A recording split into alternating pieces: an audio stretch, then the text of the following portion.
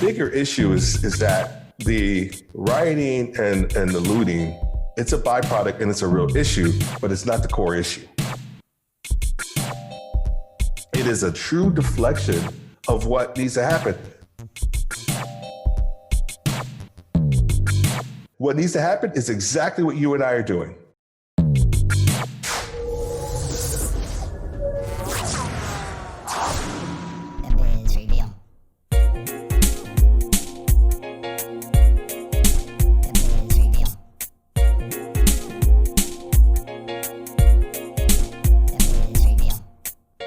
This is the Biz Reveal, and I am your host, Craig Sawyer.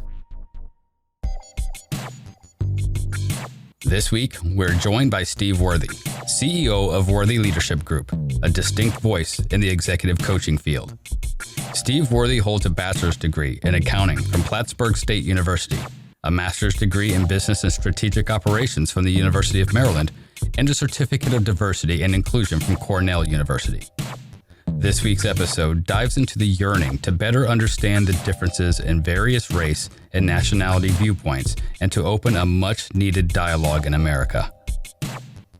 This episode is a genuine conversation between two men of different races, trying to understand each other's views on the tension in today's America to gain empathy and tolerance for our differences and view them as strengths, not weaknesses.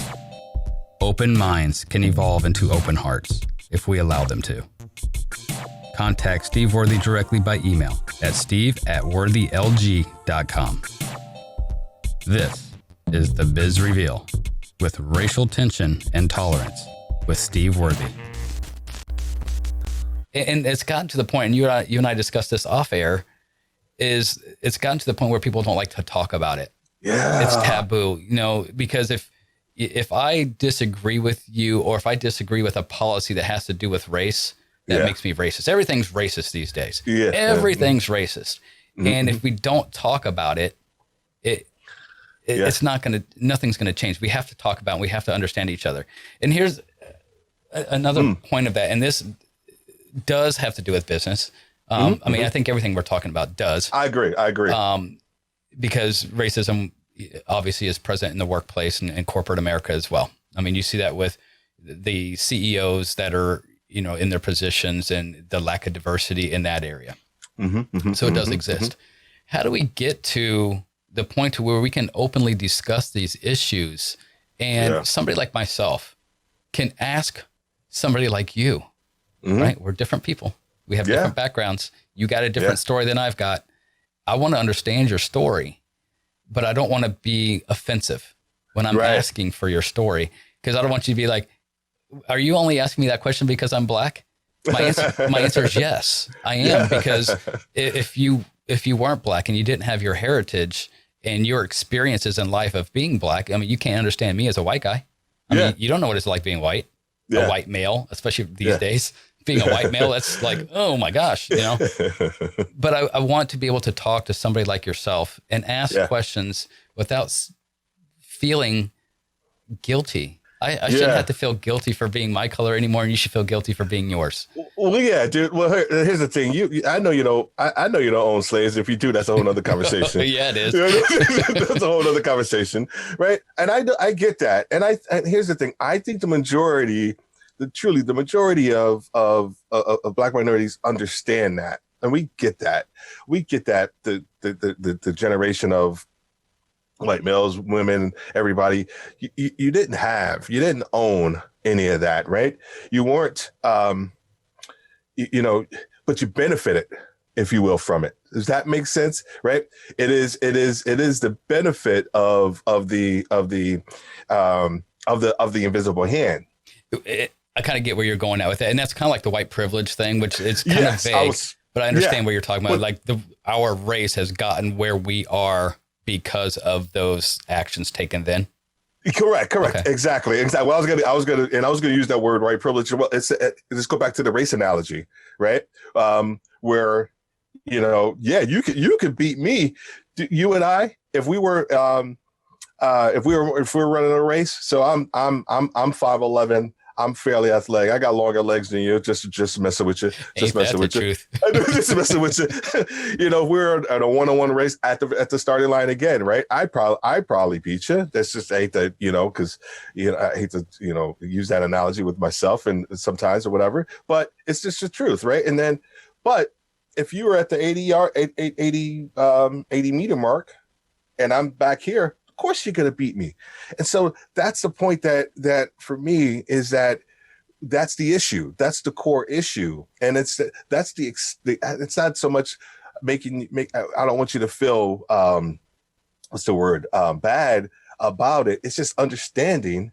It's just understanding. That's where it started.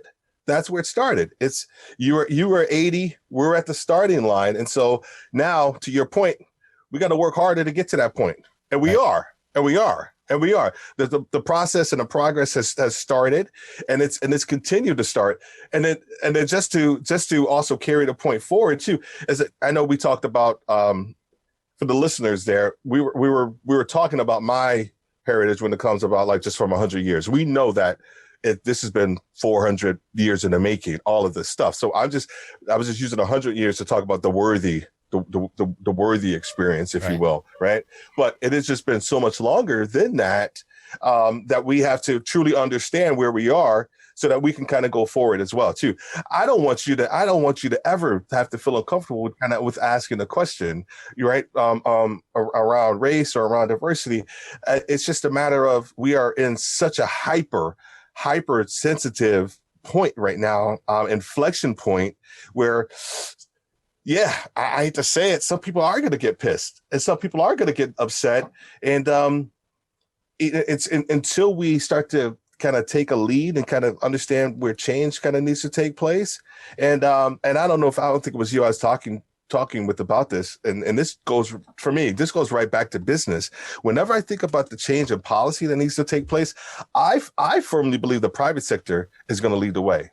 The private sector always leads the way. Come on, man. The private sector always leads the way. It's never a government controlled entity that ever makes true change. It's the people.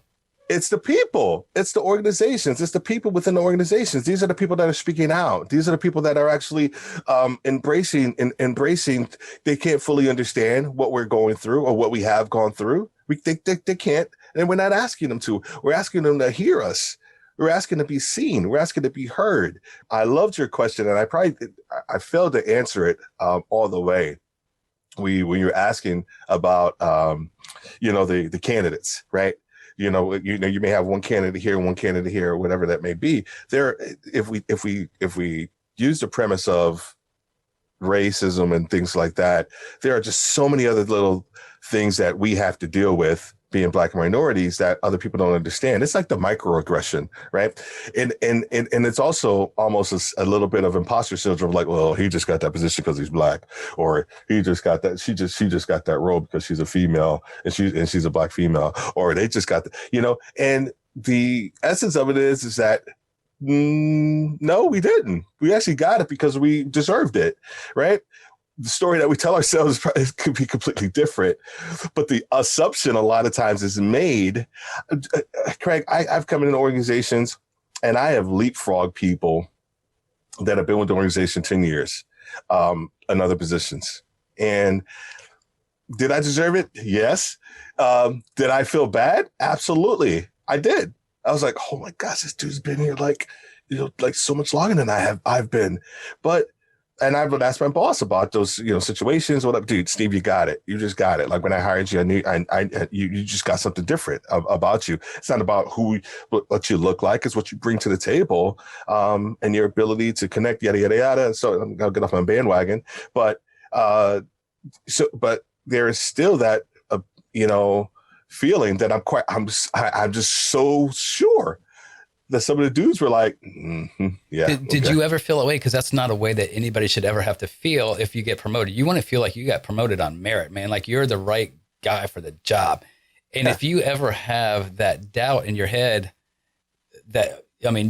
people can think what they think. You can't change how they think. Correct. But how you think you can change. And if you feel like you got a position or you are in an area in life where you're at because of the way you look, And I'm Yeah. sure that very attractive people feel the same way. I wouldn't know because I'm not one of them. But I'm sure that very attractive people feel the same way, that maybe they've gotten a little bit farther in life a little bit faster just because of their appearance. So it's not always about race, Yeah. you know, Yeah. Yeah. or gender. I mean, you have so many different variances of that. But Hmm. if you Hmm. feel like you have succeeded in any way purely off of something so That's not. generic, so Yeah. cheap as That's the way not. you Yeah. look, doesn't that just, it hurts the way you feel about yourself? Yeah. Yeah. I mean, I think that's some people, it doesn't, they don't It takes care. that succession, like that success away from you, you know, like it just pulls it away. And it's like winning a Yeah. race, but you didn't really win. You won because everybody else fell down. You know what I mean? Yeah. You Yeah. still Yeah. won, Yeah. you know Yeah. what I mean? So it really, and that would be horrible. That takes away that reason to celebrate. You're like, oh yeah, But I see, that's got the it. thing, though, right? I'm glad you brought that up. And see, that's that micro, what we call microaggression, right? That's exactly. Even though we don't want to feel like that, sometimes when we know we're educated, we're smart, we got the experience, right? We've handled projects, we've done everything necessary to get to that position, and you get there, and it's just like, really, those things truly exist, and they do hinder kind of they don't hinder your success, because your success is your success. They hinder how you may feel about that How success you for a period of interpret that time. I success. interpret that success, but I'm telling you, if you're worth your weight in gold as a leader, you get over that, And and see, you here's and the you other thing too. realize, There's another side to that. And again, I enjoy playing devil's advocate, but respectfully, yeah, is that again, as a white male, I may feel like I got passed over something that I yeah, deserved because hmm, of the whole need for diversity. yeah, And I think that's a yeah, discussion that's worth having. Maybe not between you and I, but yeah, that discussion needs to be had, because I don't have an answer. And I always tell people, look, you can't, you know, complain about something without having a solution to it. Otherwise, you're just bitching, yeah, you yeah, know. yeah, And but I think that is of concern, because from a minority standpoint, the diversity conversation needs to be had, because they need to be included and not overlooked. hmm, hmm, hmm, But at the hmm, same time, there is a reverse side of that, where if there is a quota that has to be hit and you are hiring a minority hmm, hmm, hmm, because you have to, hmm, hmm, then you're overlooking somebody who's not a minority, yeah, which again, now you're reversing the situation. So right, I don't have the answer to that, because both needs to happen. And right. I just think that people just need to be decent and do the right thing. Yeah, a lot of that's just not happening. And what I mean by that, a lot of that hiring of diverse people isn't just happening. It's just not taking place. People want to say that it is, and they want to say that it's actually it's a lot more of an issue than what it really is. But you take into consideration culture, just what we just talked about earlier. We kind of started foundationally, right? You take that into consideration, or here's the word that has been used for such a long time: cultural fit. They don't fit the culture, and guess what? There was a and there was a, and actually I'll send it to you. Maybe it's a picture. Maybe you can use it for B-roll for this, whatever. But there was an image of a young lady, and she's doing an interview, and she's at a table, and the interview table, it's a long table, and another side of that is about 30 white guys, and so she's the only female, and she's sitting at the table, and he asked her, so what do you think you're going to be able to bring to the company?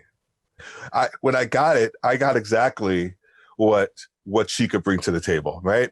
But we have culture, you have cultural fit, you have all these words that are placed out there, and people will say, "Oh, it's culture fit." It's because they don't have the same background, and they don't have the same this and that or whatever. Ooh, how's this guy going to fit into the team? We had it was with a company, and it's interesting. We were in Rhode Island, and we were having a big meeting. There's like 20 of us in the room. The next day, my boss's boss was going to come, and a big part of the conversation that we are going to have was around diversity. You know, the market that we were in and the team that we had just wasn't diverse. I mean, when I say not diverse, I mean at all. I was that dude, right? The only one. So we're at this table, we're talking about all these business stuff and everything. So then the conversation turns to diversity, and my boss, and I'll just mention him because I love him to death. He passed away last year for cancer, Jim Hogan. And we're at the table. Once again, I'm the only Black person in the room, and we're at the table, and then Jim starts talking about diversity. Hey, we got to figure this thing out. Like, guys, like, what do we need to do differently? One, I almost felt everybody started looking at me because I was like, okay, well, he's got the own Black dude in the room. He has all the answers. And I was like, no, I don't. So that's another part of it. But then the other side of it was that it just got quiet. It just got super duper quiet. Like no one wanted to talk about it. And I just said, spoke up because I was like, we did need to talk about it, but it was so heavy. I said, yeah, we need to talk about this because I'm tired of being the only Black person at this table. It was that out of fear because there's a Black person sitting there and nobody wanted to say anything out of the fear. And that's, you know what? And so that's why I said what I said. I said, we need to talk about this because I'm tired of being the only Black person at the table. I said it for levity, but I also said it because it's true. We got to figure this out. You have to be intentional, right? But I remember this, my pastor, when I lived in Atlanta, Pastor Dennis Rouse, a Victory World Church. This was like 2001. And he used to do these Saturday morning, like men's groups. And he would always talk about how he was always told not to diversify his church. He said that he had people who taught him, and they would say that, no, you need to just keep your church looking just like you. Like that's what you need to do. And it wasn't in his heart. And so he intentionally went out. And so sometimes he intentionally, like the team that he brought in, right? He didn't think about, who was going to be upset. He brought in people that didn't look like him. It wasn't everybody, right? It wasn't everybody. And now the church is just one of the biggest churches in Metro Atlanta. And he just turned over, it was 30 years, and he just turned over the church to new pastors. And but he always talked about intentionality. And so whenever I think about diversity and we start talking about numbers and we start talking about sometimes things have to be forced. And people don't want it. They don't want that. They don't want things to be, because sometimes change needs to be thrust upon you for you to kind of accept it. And so the intentionality of making sure that you have a team that looks like you, it's like a sports team, right? You don't want everybody having the same skill set, right? Yeah, you have to complement each other. You have to complement. And same thing in leadership with like business ownership. If you go into a co-partnership, the biggest mistake you can make is having a partner that has the exact same skill set as you. You want them to have the opposite skill set so you complement each other. What you're good at or what you're not good at, they need to be good at. So it works together. Like one's typically a creative mind and one's typically the analytical mind, right? Yeah, and that's correct. how a good balance works. But if you have two people who are analytical, they're going to penny pinch. There's going to be everybody. The customers are numbers rather than customers. Yes, you don't have that creative side, that in touch side. I'm going to take this conversation completely off the rails. Yeah. Intentionally. And because we're talking about a lot of these things and this is a genuine interest of mine. I mean, and again, it's the things that you're as myself, as a white male, and I don't want to put myself in a group of every other white male in the country, no more than you want to, say that you're representing your entire race just because you're one individual. I'm not. These are just my thoughts. And like I said, completely off the rails. So feel free to not be businesslike in this conversation. All right. Okay.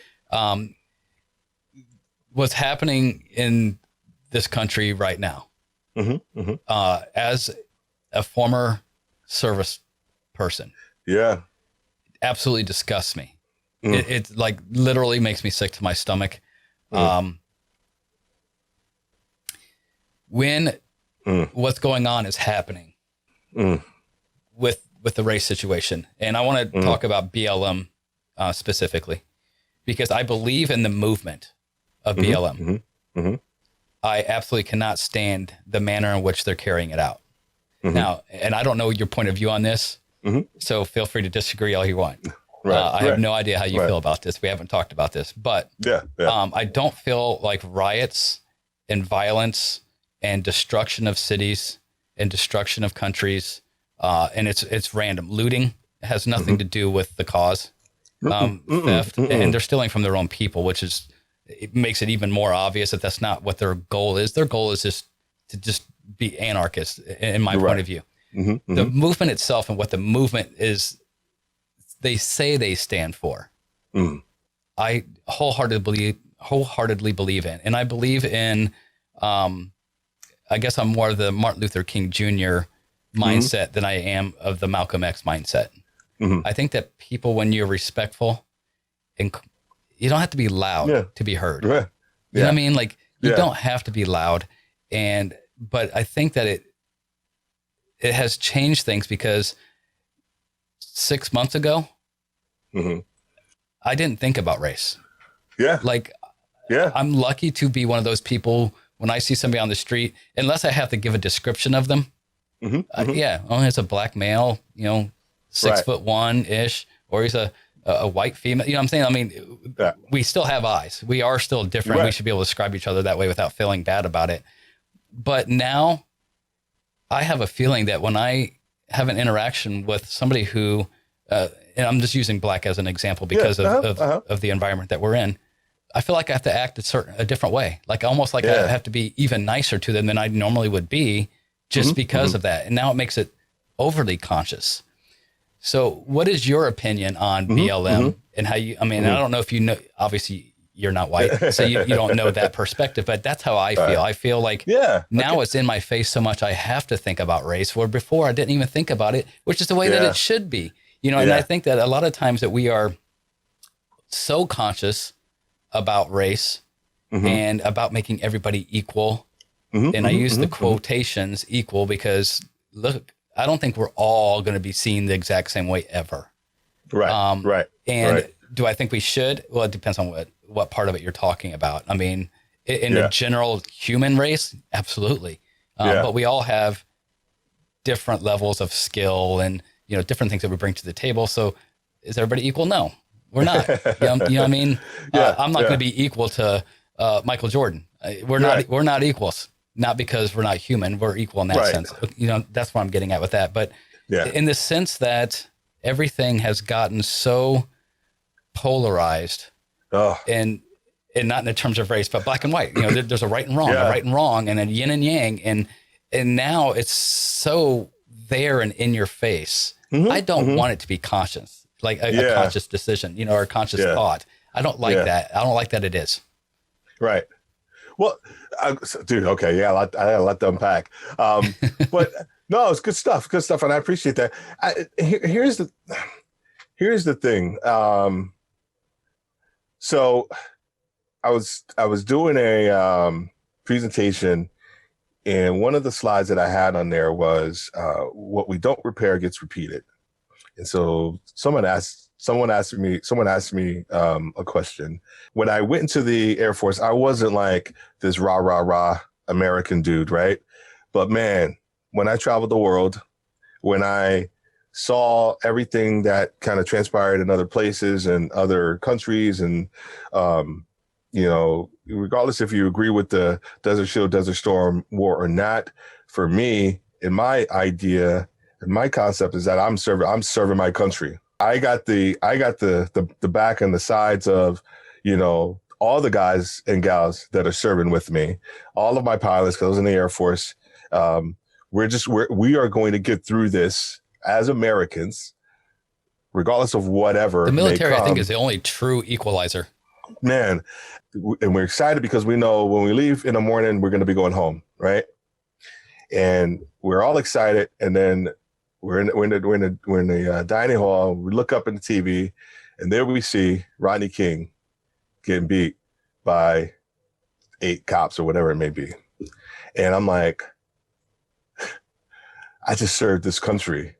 I just literally 30 some odd Scud attacks on our compound alone that we survived. And here it is. I'm on my way home, and I'm like, I'm coming back to this. I'm coming back. This is 1991. And here we are in 2020. And we're still talking about the same thing. And so the idea is that what doesn't get repaired gets repeated. And so the reason why it's so in your face is because here's the other side of it. There were 2 or 3 situations, and it wasn't just George Floyd. It was, I want to say her name was Amy Cooper, in the Central Park, where she said, hey, she had to feel, I'm going to call the police officer. And she weaponized, if you will, the fact that I'm going to call the police and I'm going to tell them that I am being attacked by a Black man. Here's the thing that is the truth. It's like, we've been trying to tell everybody this for years, that this has been taking place. And the idea is that the only reason people are so upset now is because you can actually see it. Right. And that started with the Rodney King. I think that was the beginning of it's on film. We've been saying it. You weren't listening, but here it is. It's in your face. And so that's why, and that's why white America feels like it's in their face right now. That part I get. And I'm totally cool with it being in my face. I just don't like, and I don't like, it doesn't matter what I like.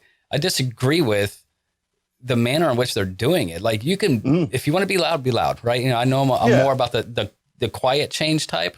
And marching, I'm all about marching because unifying is very powerful, powerful. But looting and destroying things that have nothing to do with your cause, I don't think is the right way to do it. Because how do you think that, and I'm not saying I do or don't, I'm leaving that vague, but how do you think a lot of Americans are viewing that? And you don't want to be treated like animals, but you're acting like animals. You know, when you're destroying buildings, you're burning down homes, you're burning down businesses and people's way of life. And I think that there's a right and wrong way to be heard. And I just don't think that's the right way to go about doing it. And again, it's just my personal opinion. But no, dude. That's, for me, that's almost a byproduct. And what I mean by that, it's not the right thing. I agree in the context of the breaking in and all of that stuff, right? But it's a byproduct of it doesn't make it right. Years of frustration. It doesn't make it right. There are underpinning opportunists, right? That will go about it. I had to deal with, I live in Ellicott City, and oh my gosh, I want to say about 4 years ago, maybe 3 or 4 years ago, we had a riot in Baltimore. It was Freddie Gray, if I'm not mistaken. And I just remember, because at this time I worked for Target, and I had oversight for all these stores, and we got a text from somebody that said, "Hey, you need to get over here to the store." There's a store in Baltimore West, or West Baltimore. It's tough part of the city, very tough part. And we get there, they're like, "Hey, we're going to start." You know, we heard that they're going to start rioting at like 3:30, and we're like, "Oh, really?" And so we started looking at social media. We started doing all this other stuff. We shut the story down at 1:30. At 3:30. They started rioting because he died, of course, in police custody or whatever, you know, and all of that. And so we had to kind of live through that. All of these stories, it's just, and the so many sides of me are like, geez, really, man? Like, come on. Like, I always think about, as Black Americans, if we don't like something, like, speak with your money. And what I mean by that, if you don't like a liquor store that's on your corner, and I was taught this principle a long time ago in business. Don't spend your money there. Don't spend your money there, because guess what? Now that they're forced to close. They're forced to close, and so whenever we think about everything that's kind of transpiring here, how do you to your point around having a peaceful protest and things like that, how do you figure out, and we're seeing that, right? We're starting to see more people spend in Black-owned businesses and things like that. And, you know, once I get to that point about the private sector kind of leading the way, leading the change. But man, there are just so many different other things that we can talk about and that we can do.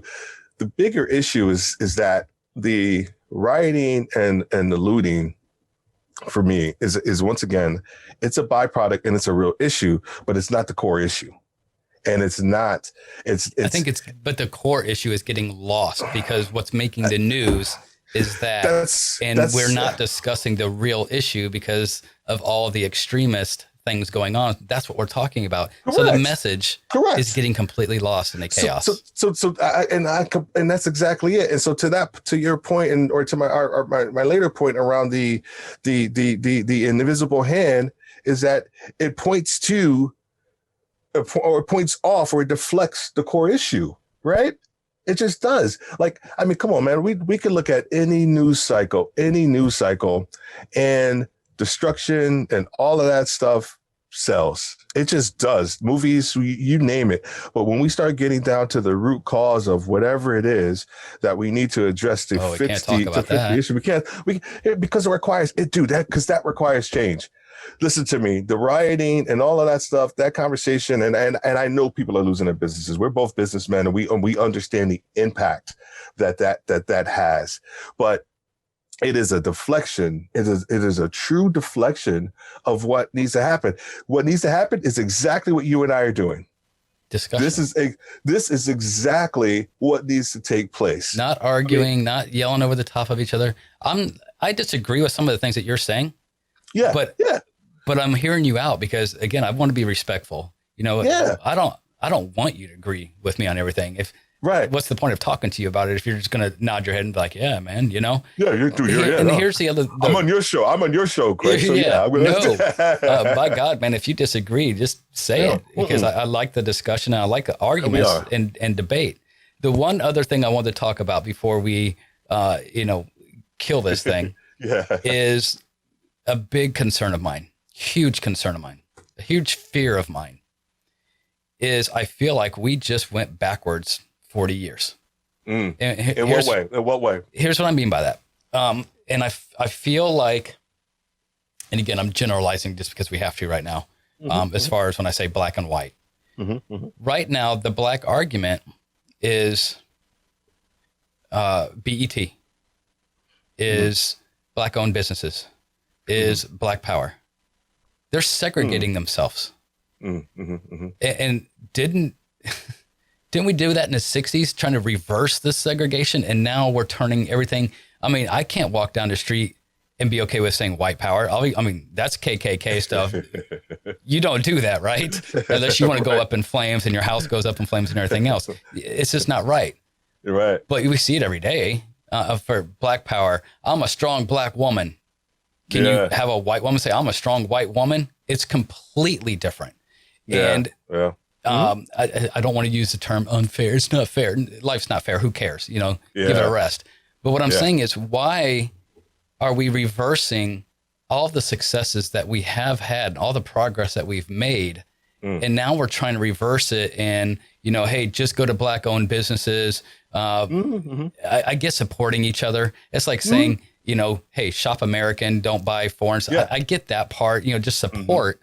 But being so vocal about that, I'm black. I'm only doing, going to black businesses. I'm only supporting black politicians. I'm always, you see what I'm saying? It's just almost like it's reversed, and that the black population wants to only deal with the black population.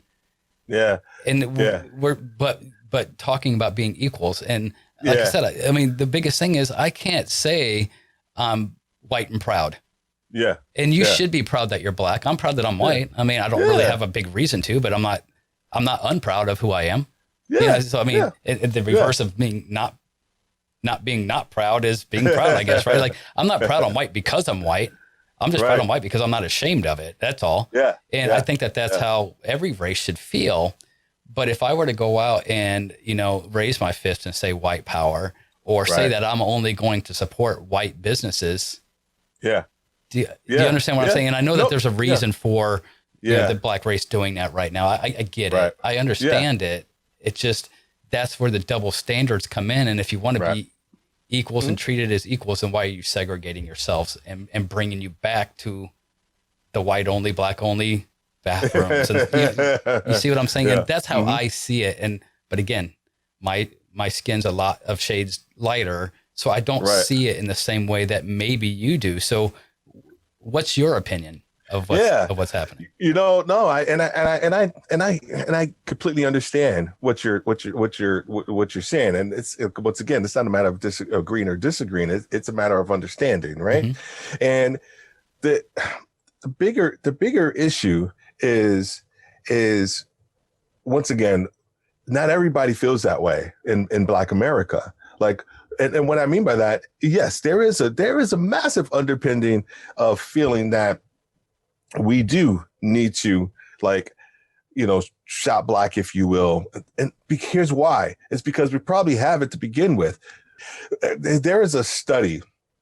There is a study that money, a dollar in the Black community lasts probably about, I think it was said 6 hours. Like, in the context of, like, when you spend it and its value, it goes somewhere else. It's not kept. It doesn't stay in the Black community. It goes somewhere else. Like, as soon as you get it, it's gone somewhere else. And so you think about that, man. Think about the buying power. Think about all of that stuff. And so, and I think that's where that word, the idea of like, well, how do we almost kind of control or create our own destiny? Because before and still given the hand, it's being dictated to us. And so that's where the you go to the opposite end. I don't want to say opposite end of the spectrum, but you go to this idea of like, how can you take back your own? And it's not everybody. And what I mean by that, the majority of Black folks kind of feel that way. But the other side of it is that man, we know that our relationship with white America still needs to be intact. We know that, right?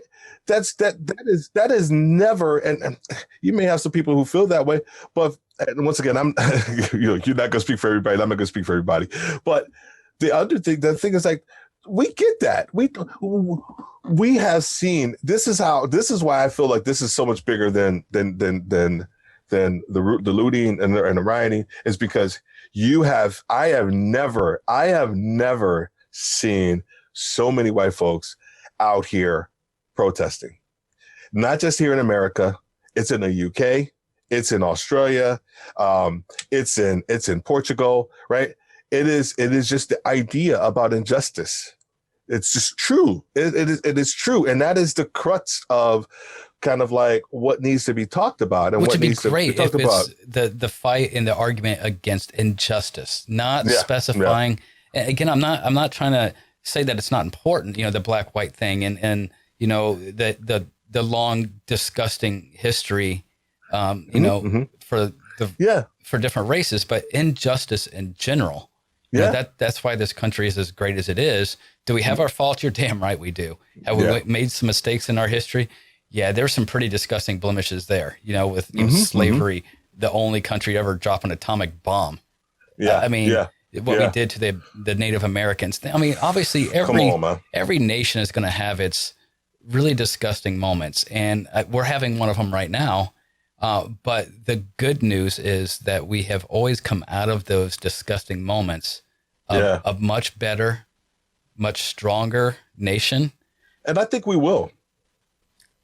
We have to. I think we will, man. Or we won't be a nation. This is the greatest experiment in history, and it's a very, very short history, right? 250 years, whatever, right? So, and for it to be over this quickly, it would be a shame over something so, and I use the word stupid, not to, diminish the importance of it, but it's so ridiculous. This race matter is ridiculous.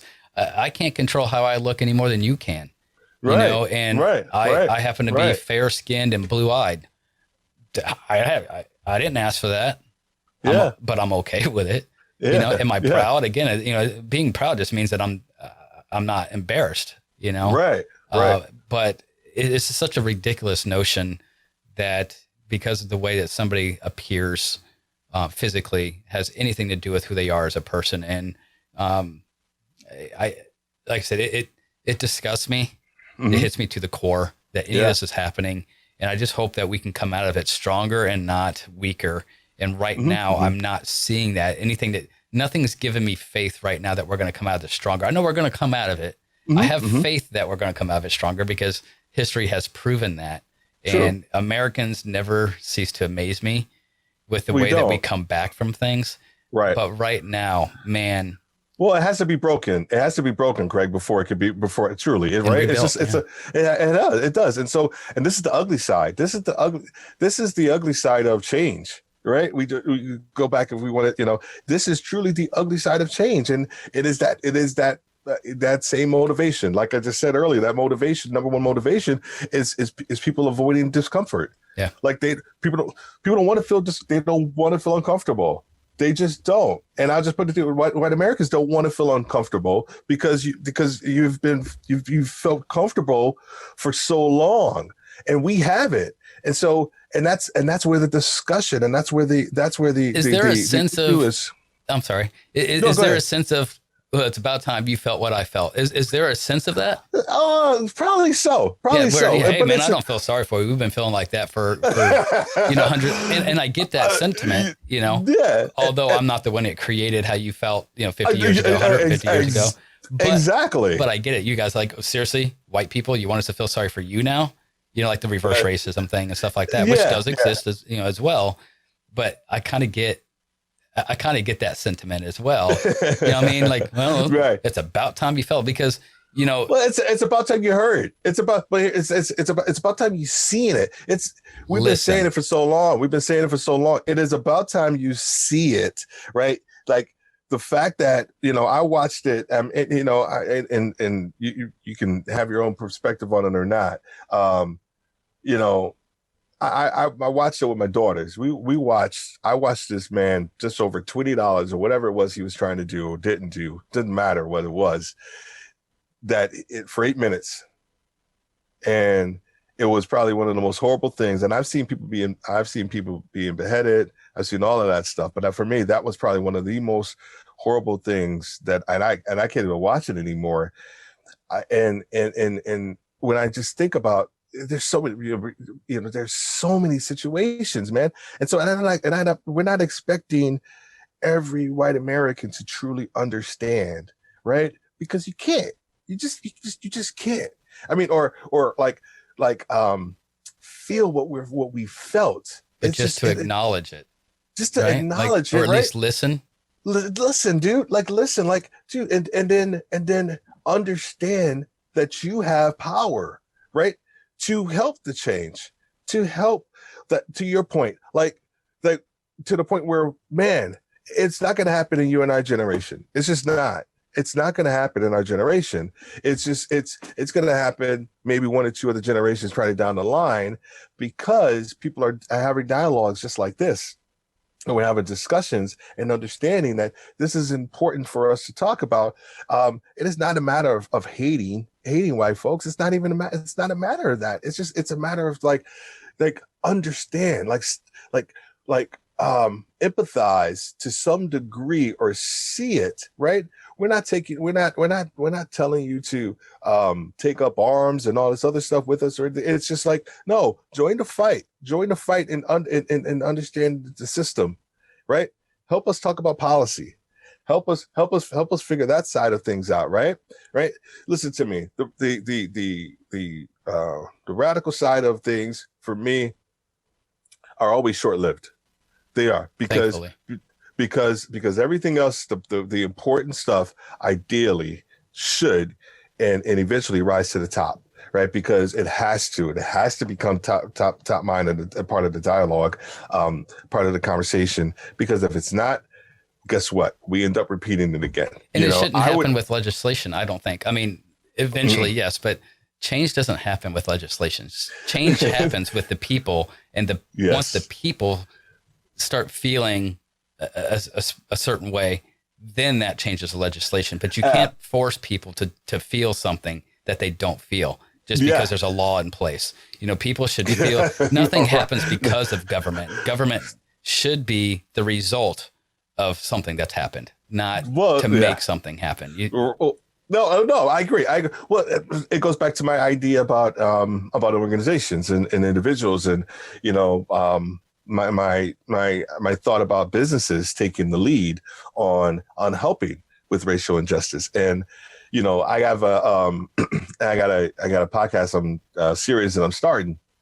And we talked about this yesterday. Maybe it's called I'm only here so I don't get fired, right?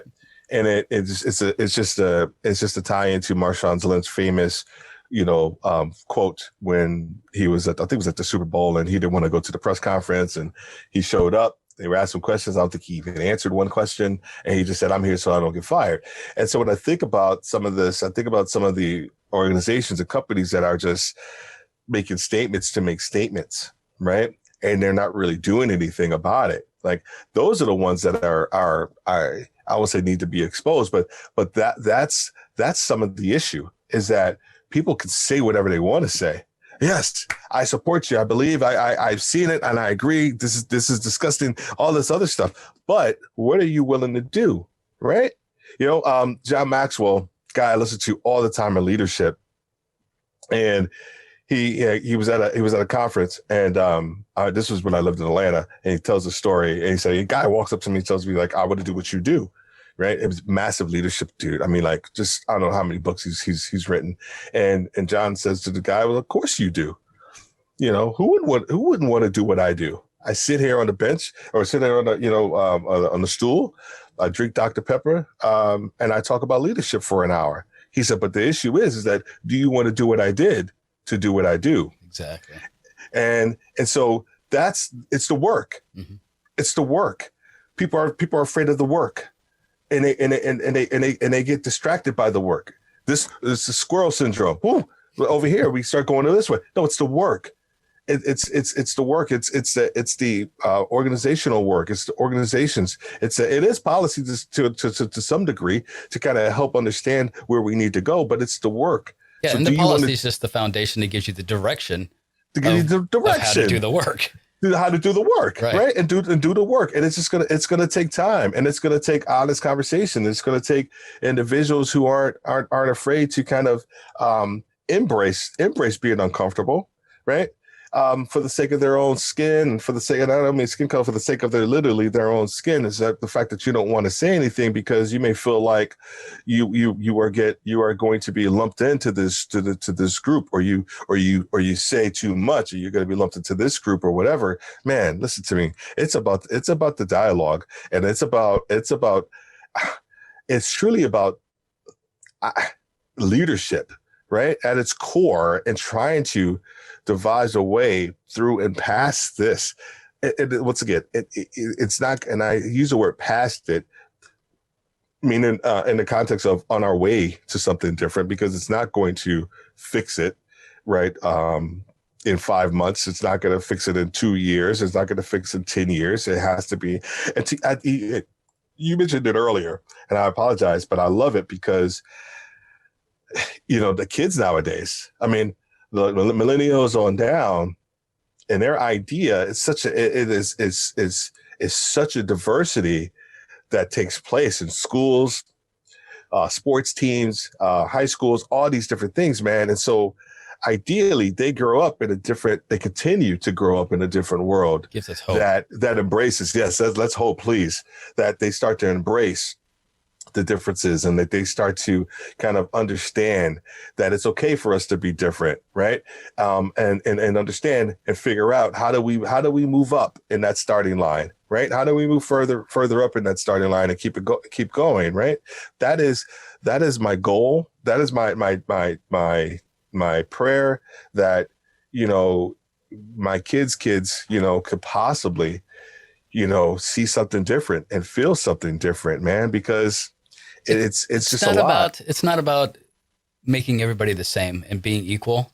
No, it's about being different and accepting those differences and appreciating the differences. I want to appreciate your history, not your history as being a black man. Yeah. I don't really care that much about that. I care about you being a person and any experience that you bring to the table. Did you grow up poor? Did you grow up rich? Did you grow up with one parent in a household? Did you grow up with two parents in a household? I appreciate each one of those things because some of those things I didn't grow up with, and it helps me understand other people. And I think that we're so wrapped up in the ideas of, we all need to be treated as equals, in the eyes of God, yes, but in the eyes of the individual, we are different. And it's okay to be different. It's good to be different. And people are like, I don't see gender. I don't see race. Yes, you do. Because I guarantee you, if you were robbed and you had to give a description of somebody to a police officer of who it was that robbed you, I guarantee you'd see those differences at that point. That is probably one of the, and that is probably one of the worst statements ever, is that I don't see race. When I hear somebody says that, I'm like, yes, you do. Like, first thing that I wanted to say that to them. And I do sometimes. Yes, you do. And you should. And, you may not see it in a negative way, but you do see it. I mean, you have to acknowledge it. Yeah, you have to acknowledge it. But then the other side of it is that, there's so many things. There are unconscious biases, right? That how we were. Here's the one thing that I know, and I said this in one of the workshops, and someone's like, I didn't even think about it in that way, and this will, I think, will help you get it or understand, or at least understand a little bit. I am always 100% aware of my Blackness. Doesn't matter what I do, doesn't matter where I go, it doesn't matter what I say. I am always 100% aware of my Blackness. It's just, that is the truth. That is who I am. That is, and I would almost hazard a guess that of the vast majority of Black Americans feel that way. But here's the other side of it, is that we've had a discussion, and me, you've learned, we talked about, family, we talked about kids, we talked about everything else, right? The flip side of that, and let's say I'm at work, I'm 100% aware of who I am and, how I need to present. But when I leave and I get in the car, it's even more intensified. Why? Because I'm leaving from a place where people know me. They may not say, oh, this Black Steve. They know Steve. They know my family. They know all. They know me. So there's a relationship. There's a relationship there. They could be white, Spanish, or whatever. They could be right. But when I get in the car, my sense of self is intensified, because I'm just gonna say, I just can't tell you how many times I've been stopped in my life. I just can't. I have literally lost count. Good neighborhood, bad neighborhood, doesn't matter. We've always lived in really nice neighborhoods. Probably didn't feel like I deserved to be in that neighborhood or didn't belong, whatever. I can't begin to tell you how many times. And so that's just the reality, And so was it drinking and driving? Was it a broken taillight? It wasn't anything in these situations. I don't have that experience at all. I don't even understand that. And when you say that you're always aware of your Blackness, I know where you're coming from. Yeah. But it blows me away, because I don't ever have to think of myself as being white. Right. Exactly. The only time I've ever thought about it is when I go to that bad neighborhood. Yeah. Yeah. And that's the only way I could realize, okay, I'm in that bad neighborhood. I'm the only white guy. I'm the only white dude. You feel unsafe. You're like, I need to get out of here. And it's not because I'm scared of them because they're Black. I'm just the different one. I'm just the different one. And maybe that's what you're getting at, is that Black people, for the most part, always feel like the different one. Listen to me. You've traveled to another country, and you're, I don't know, let's just say Portugal, right? Or something like that. You go to Portugal. Oh, I want to go to Portugal. And you go into a foreign country, and they don't speak a lick of English. They don't, the TV programs that you're watching, they're Portuguese. The food, the menu, everything is a completely 100% of Portuguese. You become extremely keen on your Americanness. You just do. You just understand, like, Black or white. You just like, dang, I'm so American. Like, I don't understand any of this is what's going on. So you feel completely foreign.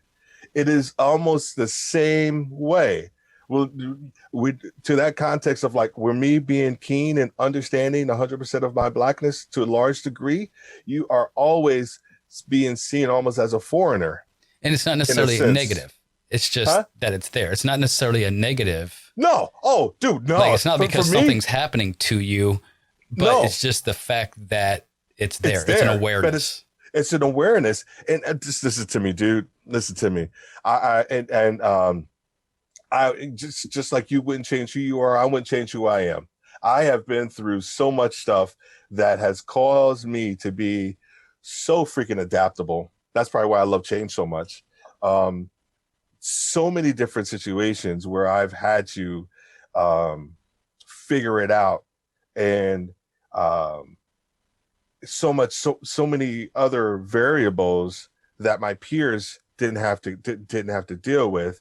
That I wasn't mad at my peers. I just had to deal with it, and I Yeah. just had to figure it out. And I wouldn't change that for anything, because it has made me the man that who I am today, right? And my ability to be able to talk to people and lead them and coach them and do all this other stuff or whatever, right? Um, so that's the almost the essence. And so when you hear people that are upset in that context, we are keen all the time about of our blackness. And it's not a negative thing, it's just who we are. It's part of our ethos, if you will. It's part of our being. It's part of who we are. It's part of how we adapt, how we see, how we do things, how we lead, how we rear our children, all of this stuff. But we're still Americans, and so we still have that side of everything too that kind of that plays a role. So I mean, I've learned so much from my parents and my grandparents, and my great grandparents, and just the adaptability that we've had to deal with for so many years. And that's the side of it. And so now it's everything's kind of coming to a head. And so people are just getting upset, and people understand, like, I just want to be seen, man. I just want to be heard. I want you to hear me. I want you to be able to break bread. I don't want you to take offense. I don't want you to get upset. I'm not talking about you. I know, Craig, I know that you didn't do this, right? I know that, but please understand, like, dude, you as a white man, just you've had a great for so long, and I'm not saying that you shouldn't still, right? Because you've worked hard. And just talking to you, I know you've worked hard. I'm not saying that you shouldn't. The idea is just like, dude, just understand that the situation.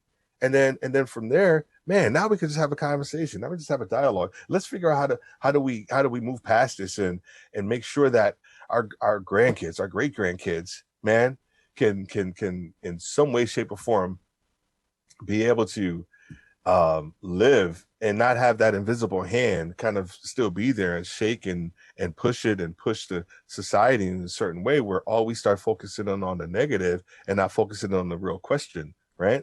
And and and that's right. I think you and I talked about this yesterday. We talked about questions. Like, it's about asking the right questions, right? It's not about the surface level questions, dude, because anybody can ask that. It's not about that. It's about asking some really hardcore questions and trying to figure those things out. I appreciate it, man. I appreciate it. Our time's up. I know. But man, thank you so much for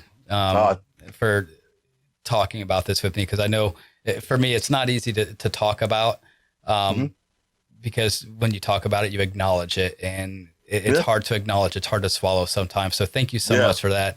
I want to make sure that you tell all my listeners who you are, how they can contact you. So if you wouldn't mind, just tell them your company name and website address and email. How can they contact you? Yeah, absolutely. So it's called Worthy Leadership Group. So you can reach us at www.worthyleadershipgroup.com. We are here in Ellicott City, Maryland. If you want to send me an email, you can send it to steve@worthylg.com as well. Excited about just, even being on the show. One of the things that we do, of course, is that we do executive coaching for Black and minority leaders, but we also work with organizations and helping them understand the ideas around leadership equity and inclusivity. And so we also do a podcast called The Worthy Podcast, where we talk about diversity, leadership, and coaching, very similar to our business model. Excited about that. We talk about everything that encompasses a leader and also an organization, to help each one of them kind of grow and unlock their potential as well. Awesome. Steve Worthy, thank you so much. Thank you for joining me today. It was an awesome conversation. I hope we have Same more. Here, dude. Same here, dude. Everybody else, this has been the Biz Reveal. I'm Craig Sawyer, and you can catch us at thebizreveal.com for all of our past podcast episodes. Please check that out. You can also see us on our YouTube page. Please, please, please subscribe and like there. So that way you get all of the new video representations of our podcast. And also we'll be, of course, on all the podcast apps, Apple, Stitcher, you name them. We're going to be on every single one of them. Catch us there. Till next time.